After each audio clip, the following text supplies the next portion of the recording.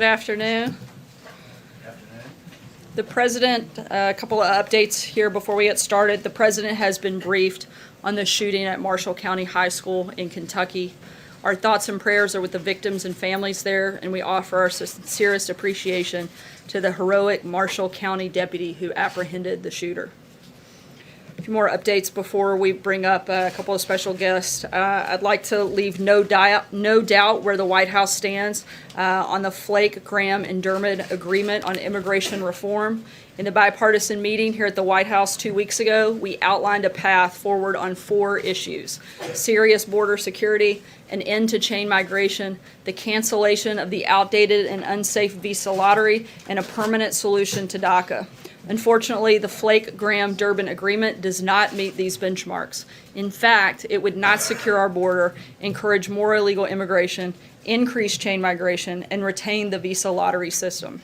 In short, it's totally unacceptable to the President and should be declared dead on arrival. The President has been extraordinarily consistent on the immigration and what his priorities are. His views are shared by the vast majority of the American people and have bipartisan support in the U.S. Senate and the House of Representatives. Moving along, we have some incredible economic news to share today.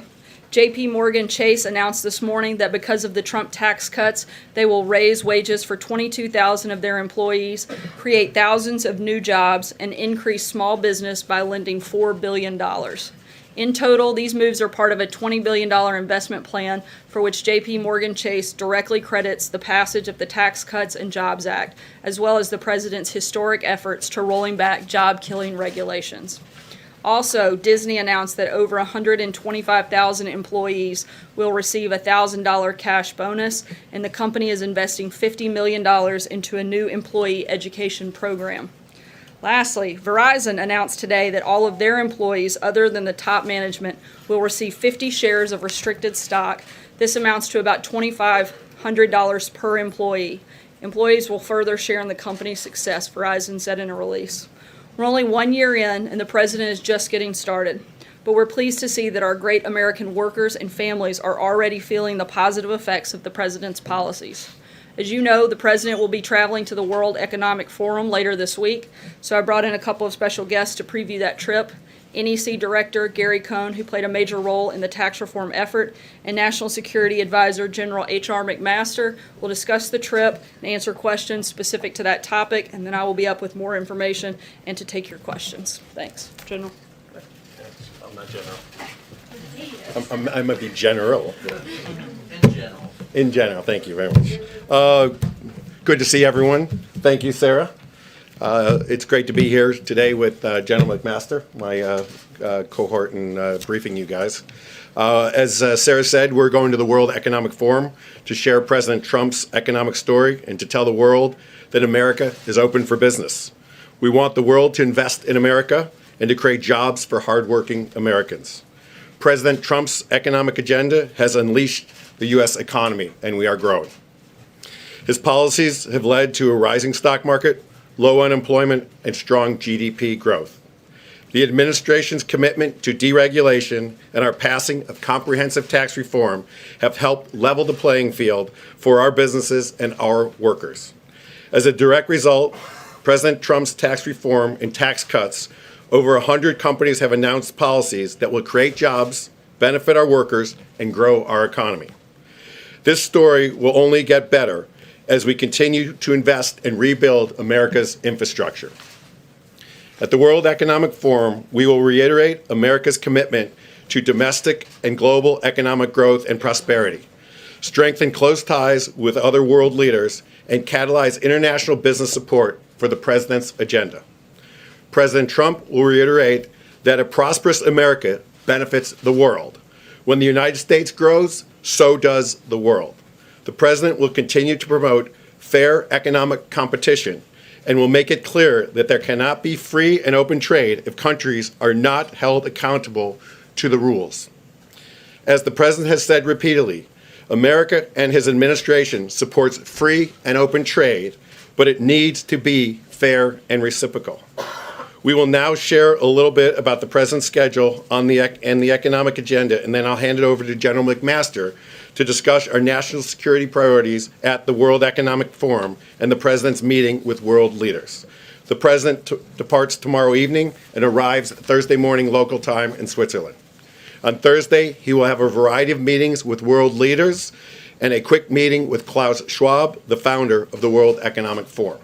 On Thursday night, the World Economic Forum will host a reception with world leaders to honor the President. Later on that night, the President will host a small dinner with select European companies to share our economic success story and to encourage them to continue to invest in America. The attendees run companies that have sizable footprints in the United States.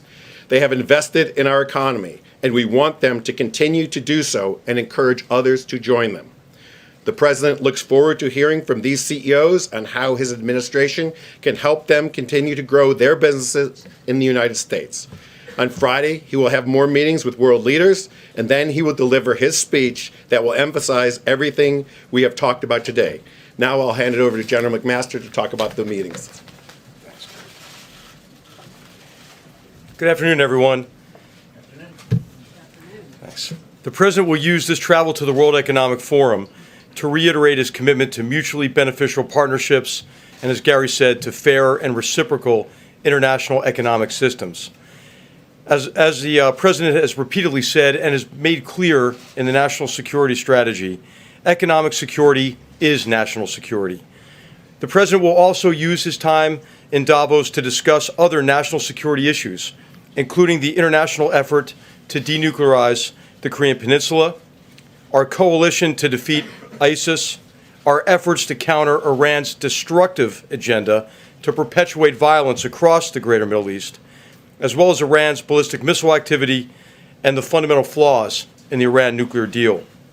On Thursday, the President will meet with Prime Minister May of the United Kingdom to discuss the conflict in Syria, Iran's destabilizing behavior, ways to address shortcomings in that Iran nuclear deal, and our shared goal of denuclearizing the Korean Peninsula.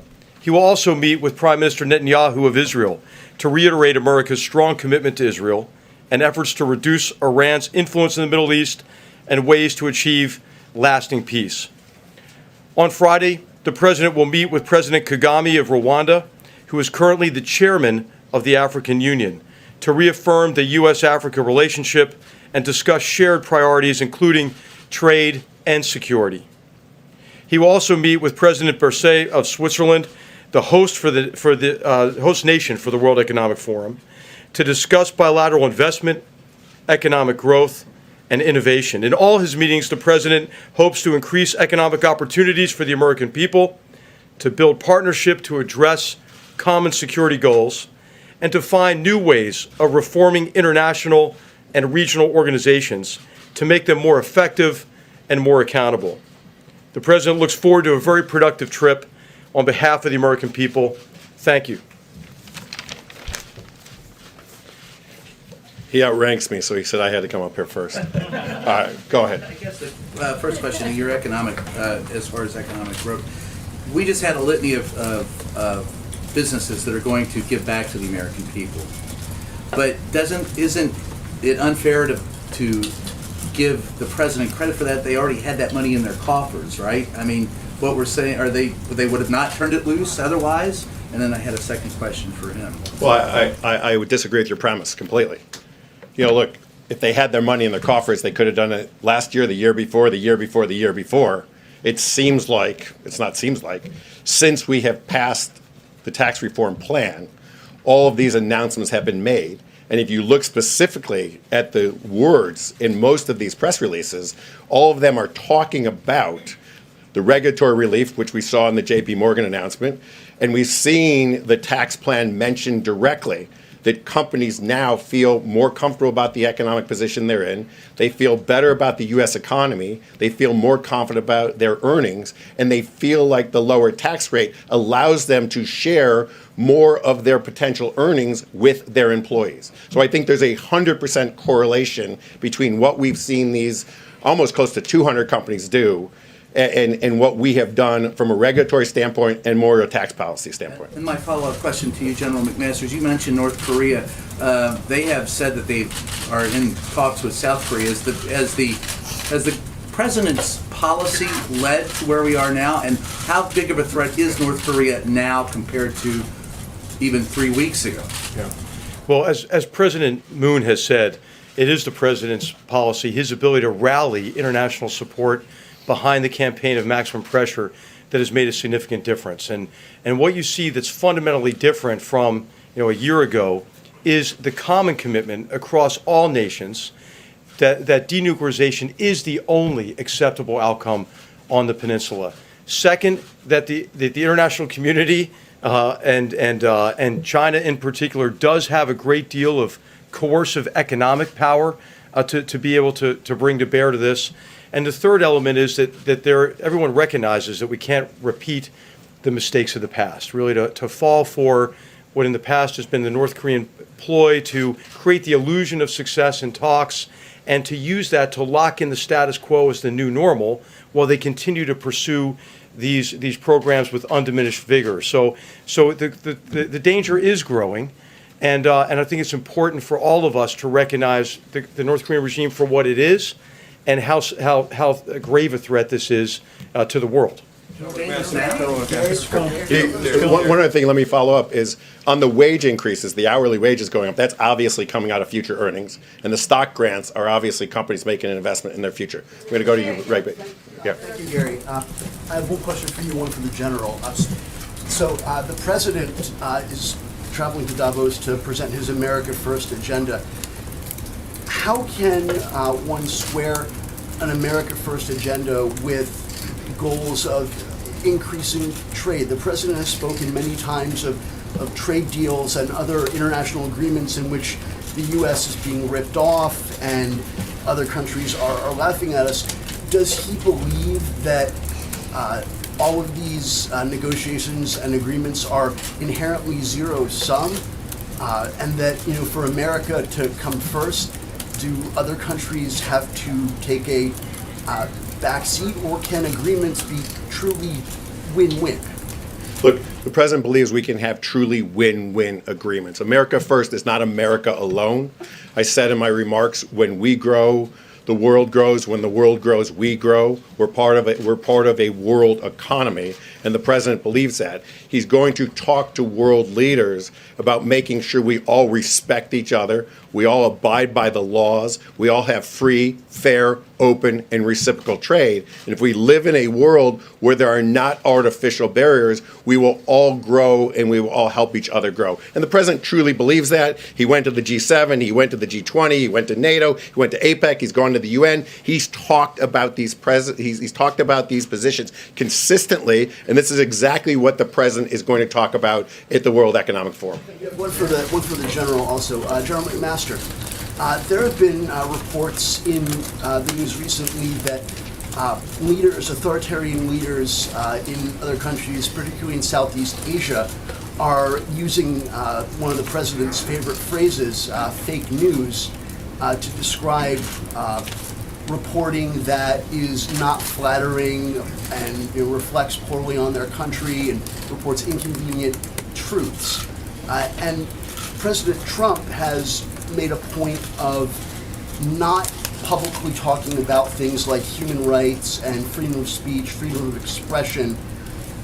Is he concerned at all, or are you concerned that the president's rhetoric combined with his silence on these issues is creating a climate where authoritarian leaders feel they have free rein to do what they want, and the United States will not speak up publicly?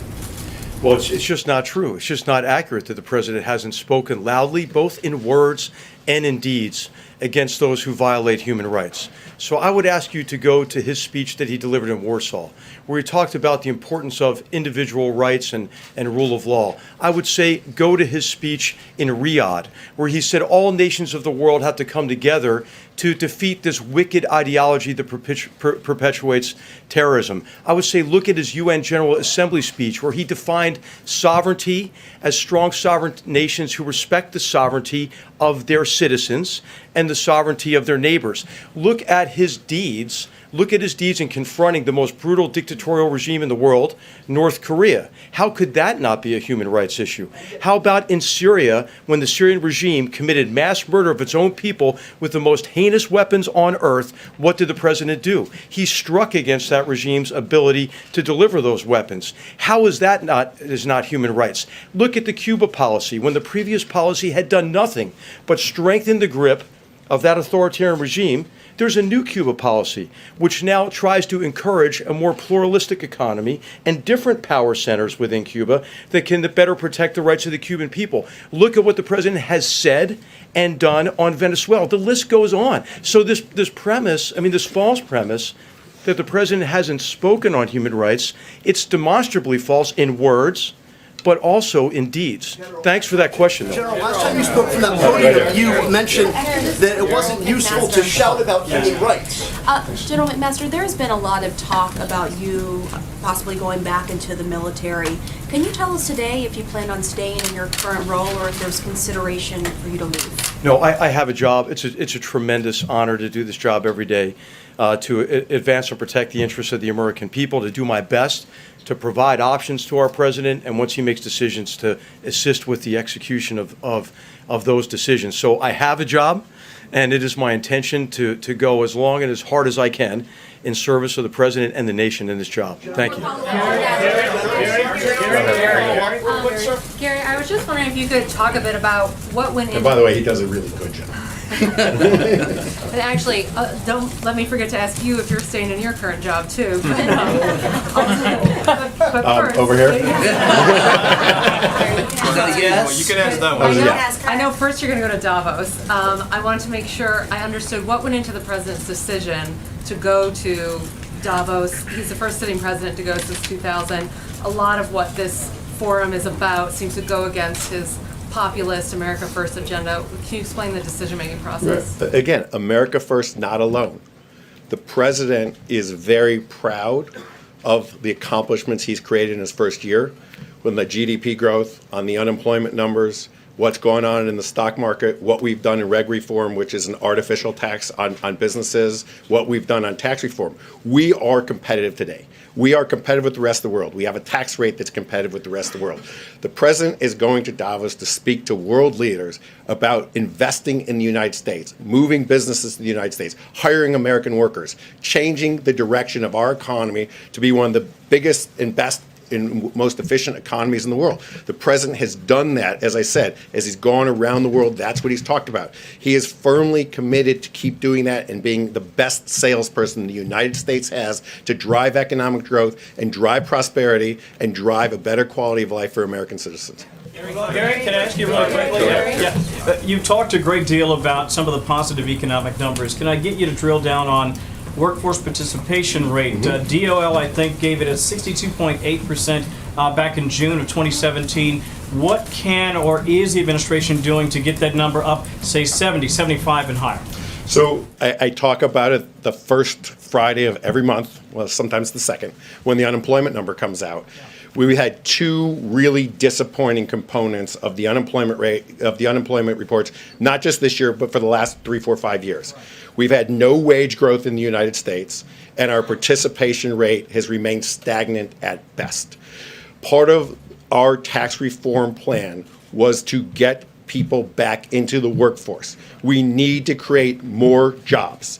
By creating a tax system that allows us to compete globally with the rest of the world, we're now at a 21% corporate rate. We're now at a very effective rate for personal businesses that allows them to compete with the rest of the world. We can now compete.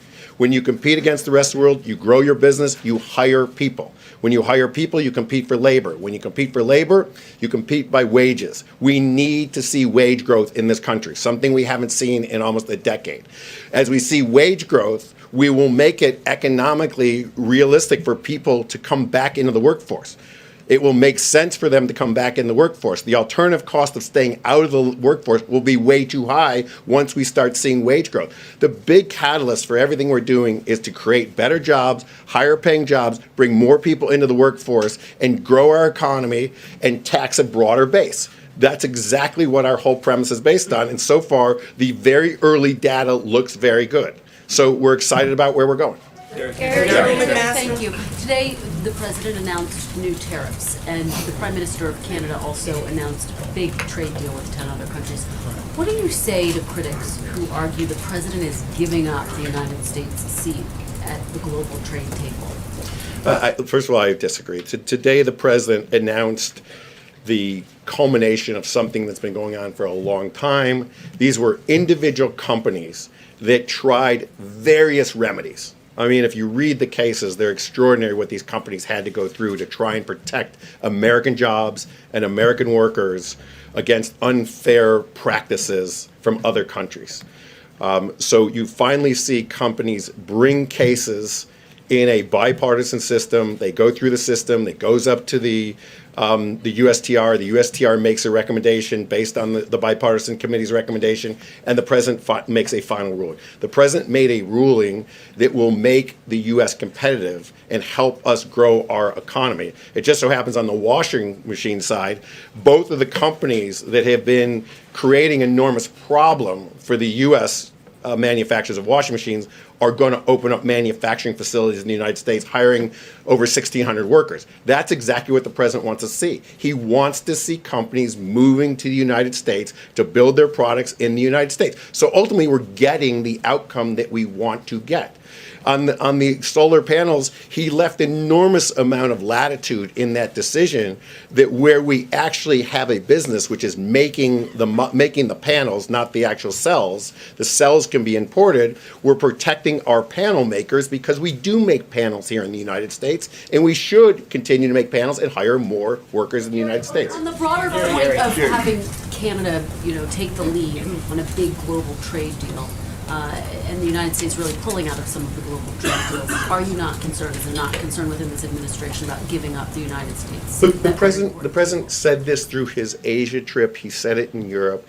We are very open to free, fair, reciprocal trade. If you treat us one way, we will treat you the same way. If you have no tariffs, we will have no tariffs. If you have tariffs, we should have a reciprocal tariff. It's hard to argue against that we should treat each other equally. That's our trade policy. That's our trade premise. The president's going to keep going on that. Right there. Related to that, a year ago at Davos, President Xi made a big splash internationally. He was seen as asserting himself as taking world leadership at the expense of the United States in some respect.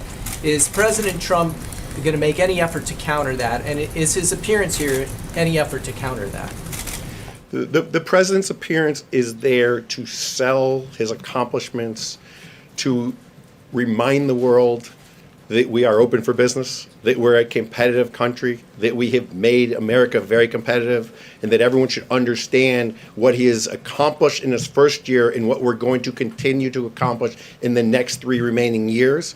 The CEOs we're having dinner with, as I said, they are European-based companies with large presence in the United States. There's no reason that those presence shouldn't be much larger. The president wants to hear from those CEOs, what do they need to have more of their business in the United States?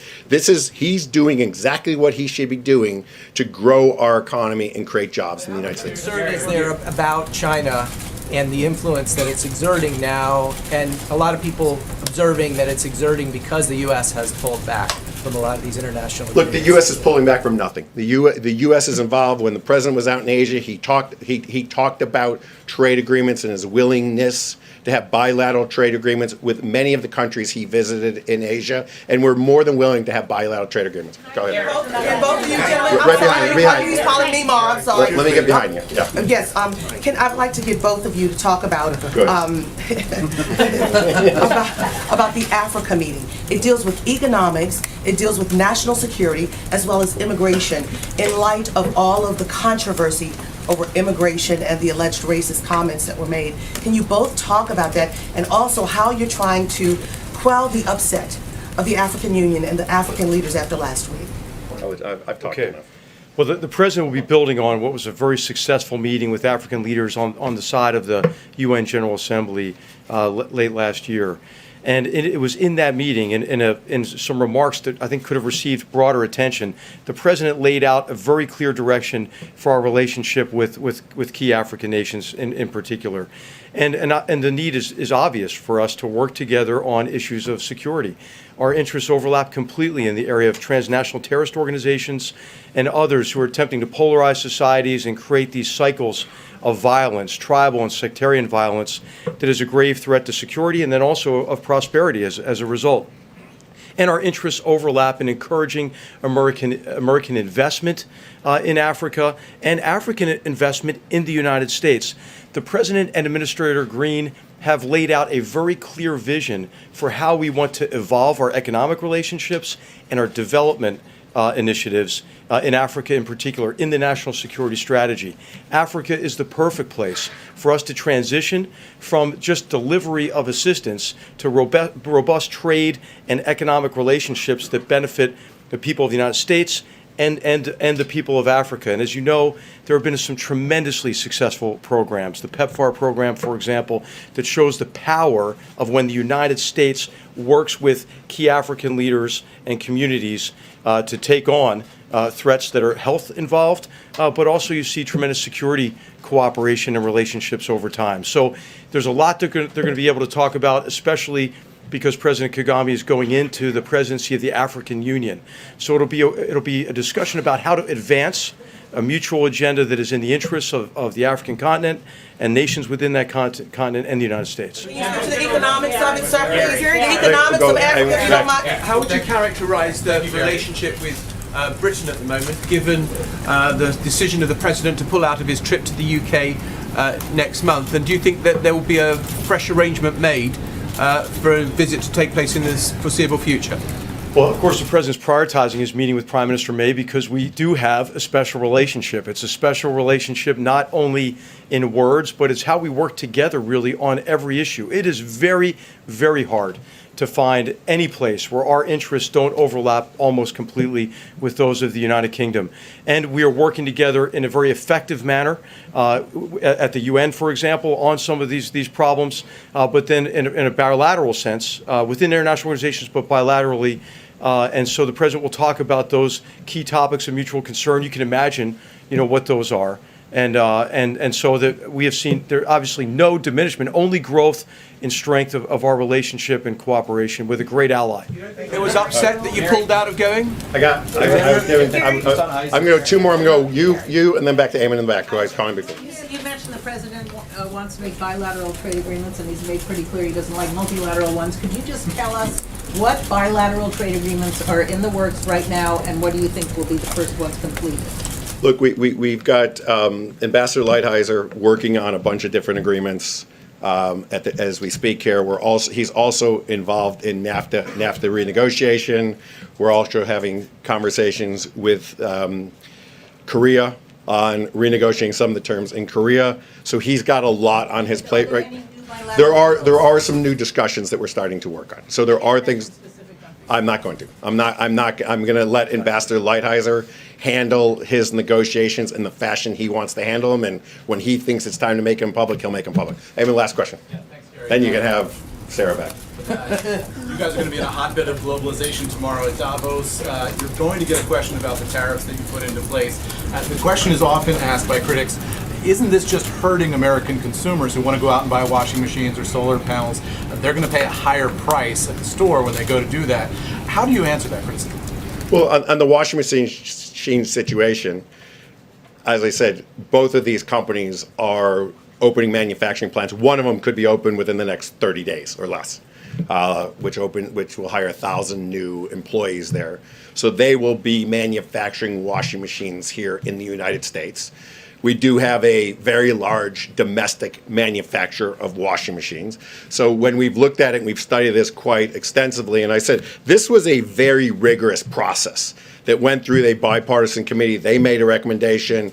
Then the trade ambassador held hearings as well. He made a recommendation, and then there was extensive meetings with the president. The president understands that, and he understands the importance of the economy and the price of consumer goods to consumers. So we've taken that all into account as we've made the decisions. The president cares enormously about growing the economy and keeping the economy on the right track and making sure that our consumers have the best opportunity possible. But he also cares very much about the workforce in the United States and making sure that we create a great job environment and we create workforce participation and we create wage growth. And we've got to get both of those right, and it's something we're committed to do. Thank you very much. Thanks, everybody.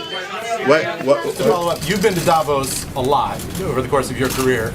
The president, I don't believe, has been there before. So what's one thing you think he'll find there that he wouldn't expect? A lot of snow. 14 feet of snow. And I've never seen 14 feet of snow there either, so it'll be interesting to see. Thank you. Thanks, Gary. Thank you. Thank you, Director Cohn, General McMaster. Before we get started with questions, I have a story that I'd like to read and deliver a special message from the President. Today, an inspiring family and a brave little girl from Brownfield, Texas, are facing a challenge that is inspiring their friends and neighbors, and now hopefully an entire nation. 9-year-old Sophia Maria Campa Peters suffers from a rare disease that causes the blood vessels in her brain to narrow and close. 3 years ago, this condition resulted in Sophia enduring 4 massive strokes. The strokes left her partially paralyzed. Since then, she has undergone numerous surgeries, but she has faced each one of them with a fearless exuberance for life that warms the heart of everyone she meets. When the doctors told her she would never walk again, she dismissed them. "If you're only going to talk about what I can't do, then I don't want to hear it," she said. "Just let me try." Not only did she try, she succeeded, leaving her doctors dumbfounded. When they asked how she was doing these things, she had a simple answer: "Because I'm awesome," and she'd smile. During the holidays in 2016, Sophia had several more minor strokes, but she kept fighting. One of the neurosurgeons told her mom this little girl has God on her side. These experiences led Sophia's mom to realize that her daughter's incredible faith could have a profound impact on others. In a world where things are so bad and ugly, when there is so much loss of faith, she said people needed to hear Sophia's story so they could hear a true testament to God's grace and His glory revealed. This Friday, Sophia will undergo brain surgery at Boston's Children's Hospital, and she has one request. She has asked the entire world to come together and pray for her on the day of her surgery. In her amazing 9-year-old mind, that meant creating a goal of just reaching 10,000 people. We want to make sure she gets that and far exceeds it. So today, Sophia, I'm here to tell you that millions of people from every corner of the world will be praying for you on January 26th. And among those will be people and all of us here at the White House, including President Trump. He told me to tell you to keep fighting, to never give up, keep inspiring us all, and never ever lose faith in God. With Him, all things are possible. I thought that was a very inspiring and a great message for all of us to remember and remind us. So thank you, Sophia, for your strength and for reminding us of that today. And with that, I will take your questions. Steve. Given how far apart the parties are on the immigration deal, how hard is it going to be to get a deal by February 8th? I don't think they're that far apart. Look, you saw a perfect example of their ability to come to the table and talk about a lot of things. I think there are a couple of places where everyone agrees. DACA is something both Republicans and Democrats, the House and the Senate, all want to find a solution to, a permanent solution to that. Border security, Democrats may not agree on the exact amount, but they certainly agree that there is a need for that and their willingness to do that. Look, a lot of these individuals, both Democrats and Republicans, have voted for ending chain migration, ending the visa lottery system in the past. So I think that indicates their willingness and their agreement on that issue as well. I think there are some, certainly maybe the depth to which we go in each of those areas, and that's part of the negotiation, but we certainly think that there are a lot of things that we agree on, and I think if we focus on what we agree on a lot more than what we disagree on, we can have a lot of progress and hopefully get to something that helps everybody and solves a big problem. And what is the president going to do to facilitate an agreement?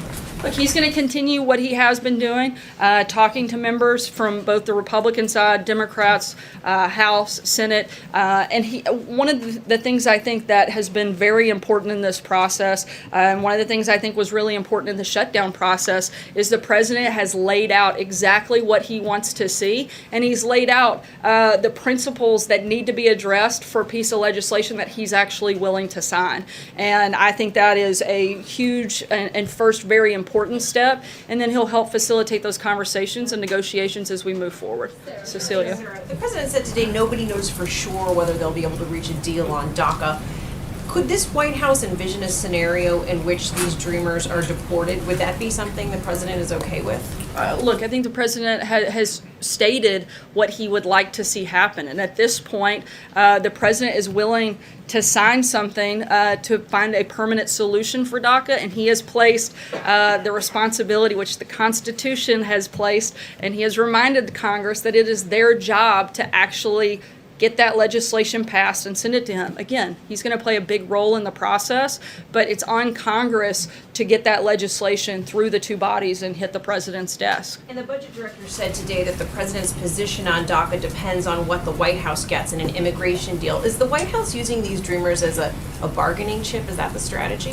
Not at all, but you can't fix the problem if you just tinker with the immigration in a small way. We want to make sure that we're not having this problem and this conversation and this fight in 2 years and 3 years and 4 years. We want to address making a permanent solution to DACA, but at the same time closing the loophole so we don't have to continue having this battle. But we also want to put some things in place with border security, because if you don't, you're not actually solving the problem. You're just extending it and making us have to deal with it in a later time. Kevin? Sarah, thanks. This is something that's been in the news quite a bit over the last week or so. Representative Devin Nunes apparently has a memo that was created for the House Intelligence Committee describing, based on early reports, of a certain level of what appears to be bias at the FBI. Is it the president's opinion that that memo should be released so that the American people can see what the House Intelligence Committee has observed?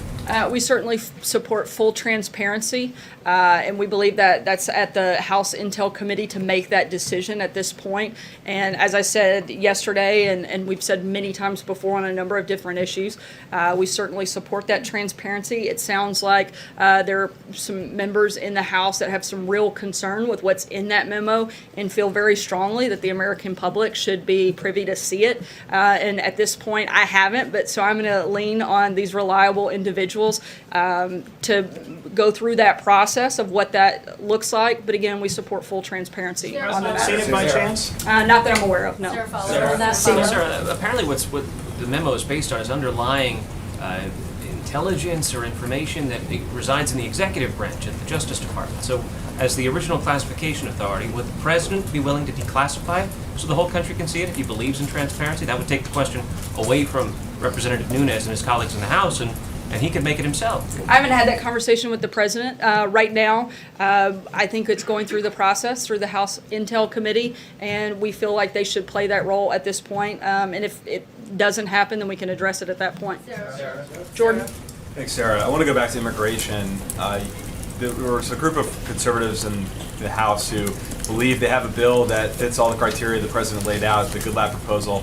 I'm wondering what the president's thoughts are on that bill, and would he support that, the Congress passing that? Would he sign it? I believe that it addresses the principles that we've laid out and would be something that we would support. John? Thanks a lot, Sarah. The president, on a few occasions, has spoken of Special Counsel Robert Mueller's investigation as a witch hunt. And Hogan Gidley on your team used that same phrase today when asked a question about it. If Mr. Mueller asks the president to submit to an interview, is that something that the president would be open to? Look, as we've said probably just about every day this year since we've been here, that we're going to be fully cooperative with the special counsel, and we're going to continue to do that throughout the process. But we're also not going to comment on who may or may not or could be interviewed at any point, but we're going to continue to be fully cooperative with the process. If it is, Sarah, a witch hunt, as the president has said and as other members of the administration have said, why doesn't the president just get rid of Bob Mueller. Just fire him. Mr. Gidley also said today that it's wasting taxpayers' money.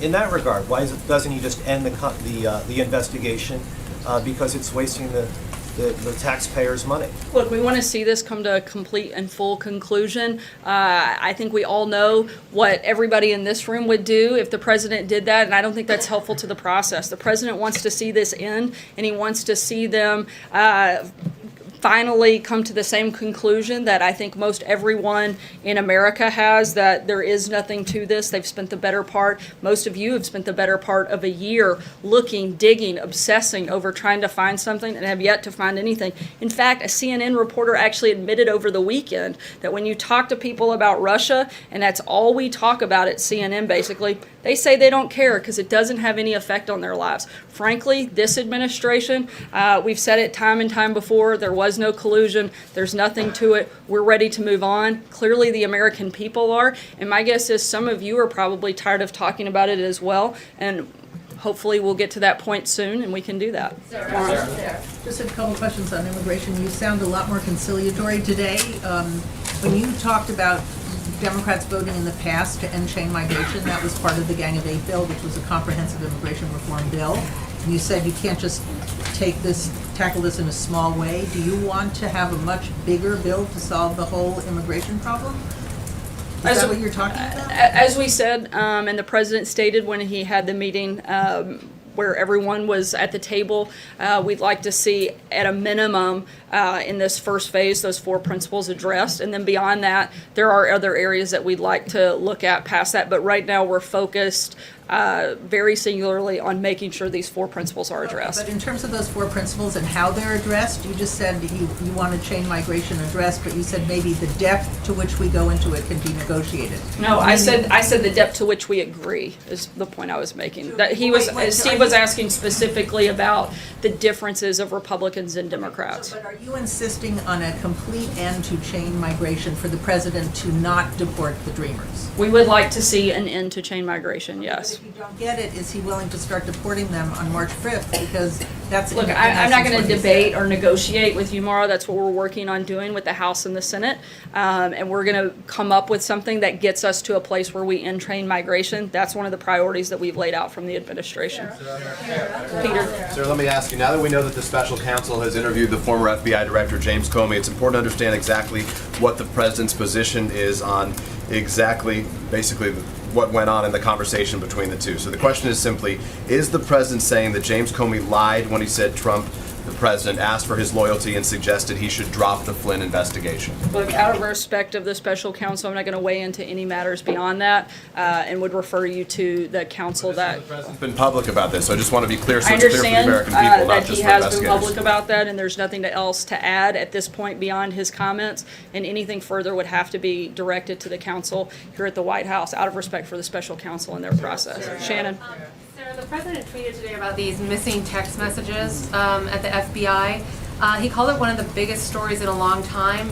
Does he think there's a cover-up, or why does he think this is one of the biggest stories in a long time? I think he thinks that there's a great cause for concern that 5 months worth of text messages have gone missing, particularly given the individual that has part of that process has already been shown to be extremely biased against the president and was involved in what seems to be some very inappropriate behavior, and that certainly is a great concern. You guys are absolutely obsessed with everything to do with collusion if it has anything to do with the president. We hope that you'll take some of that same obsession, energy, and fervor and direct it to some of the places where it looks like there could have been some really inappropriate and possibly illegal behavior. Is there a follow-up on the FBI? Just a follow-up on the FBI. Does he think there needs to be a staff shakeup at the FBI? Look, we have 100% confidence in Director Wray, and if anybody is going to make that decision, it'll be the director,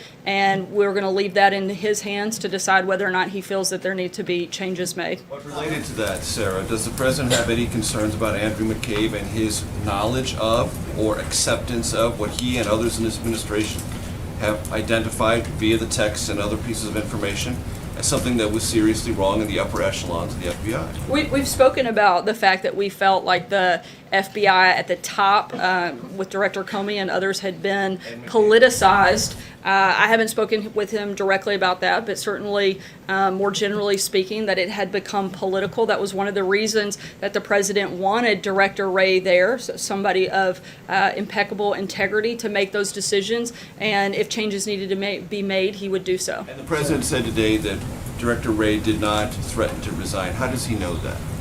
I guess that would be based on conversations that he would have had with Director Wray. I haven't been part of those, so I can't speak to it any further. Did he ask Director Wray himself? No, I'm saying I guess that would have been part of it. I haven't spoken to him, and I wasn't part of any conversations on The that only reason I ask matter. is he may have had a I know he was here talking to Don McGahn, the White House counsel, and I'm just curious if the president went through McGahn to find out what that conversation was, or if he Director asked Wray the FBI director speaks himself to- because he was concerned about these reports. Director Wray is the head of the top law enforcement agency. It's very routine that he would speak to the White House counsel as well as the Attorney General. As I understand it, the conversations they've had have been routine and focused on things dealing with his position, not whether or not he would keep it. So I can only speak to what I know, and anything further, you should ask the Department of Justice or the FBI on those conversations. Sarah, just Kristen. to follow up on that, to ask you directly, does the president think that Andrew McCabe should step down? I haven't asked him that question. And you talked about concerns about the leadership previously at the FBI. Does the president have concerns about the current senior leadership at the FBI beyond Christopher Wray, not including Christopher Wray, who he's expressed confidence in today? We haven't gone member by member, but I know that the president has complete confidence in Director Wray and his ability to determine if there are any issues and to make those decisions. There's current political bias against him at the FBI and the upper echelons of the FBI. Again, I haven't gone member by member of every single person in the top ranks of the FBI. The president has a great deal of respect for the rank and file members of the FBI, and he has a great deal of confidence in Director Wray, and he feels that if any changes need to be made, the director will make that decision and carry them out. John? Yeah, thank you, Sarah. A follow-up question on that. Several references were made and considerable publicity was given to the use of the term secret society within the FBI. Have you had any discussions with the president about it? And does he believe there is a secret society within the Federal Bureau of Investigation? No, we have not discussed any secret societies, and I couldn't speak to their existence either. Steve? Yes, Sarah. The president's about to speak to the Turkish President Erdogan about Turkey's offensive in Syria. What message does the president want to get across to Turkey about that? Look, I think what I said yesterday, we want them to de-escalate. I think you can expect that to be part of the conversation, but I'm not going to get ahead of their call, and we'll have a readout after that takes place. I believe it's tomorrow. Yeah. Take one last question, Charlie. Thank you, Sarah. Just to follow up to Kevin's question, if the House Intelligence Committee decides to release the memo, the president has to sign off on it. Is the White House committed to signing off on it if the House Republicans Actually, my decide to understanding release is it? that he doesn't. So if they make that decision, that wouldn't be something the president would need to be involved in. So thank you guys so much. Have a good day.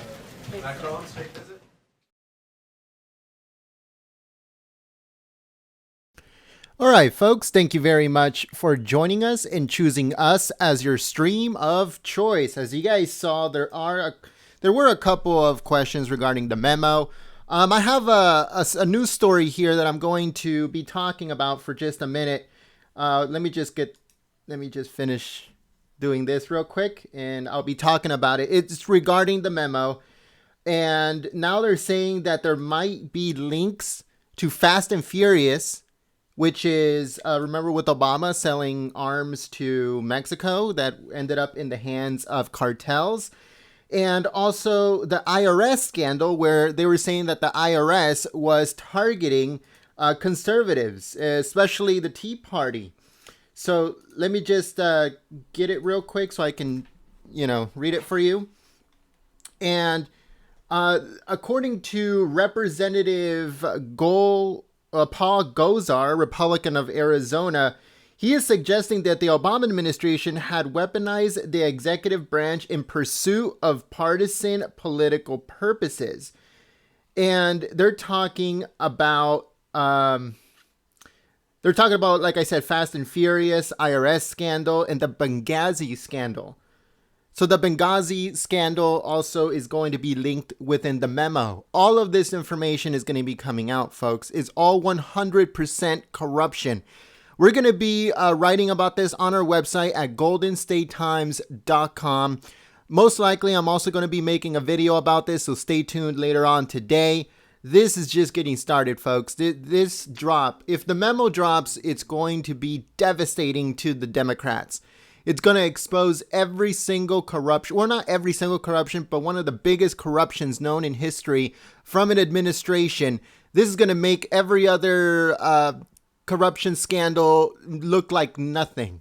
A lot of people has come out and said, you know what, Watergate looks like a misdemeanor compared to what's going to be coming out if that memo is released and not edited before its release.